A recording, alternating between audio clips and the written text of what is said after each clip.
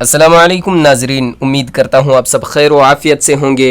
खुश आमदीद कहता हूँ आप सबको अपने इस यूट्यूब चैनल पे। आज के इस वीडियो में हम सीखने वाले हैं क़ाफ़ और काफ़ का मखरज, यानी क़ाफ़ और काफ़ कहाँ से अदा होते हैं। तो चलो वीडियो शुरू करते हैं, लेकिन वीडियो शुरू करने से पहले जिन्होंने भी अभी तक हमारे इस्लामिक चैनल को सब्सक्राइब नहीं किया है वो अभी से जाकर इस्लामिक चैनल को सब्सक्राइब करें और बेल आइकन दबाना बिल्कुल भी न भूलें ताकि हमारी वीडियो की नोटिफिकेशन आप तक जल्दी पहुँच सके।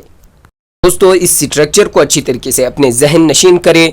देखें सख्त तालु, नरम तालु और लहात किस किस जगह को कहते हैं।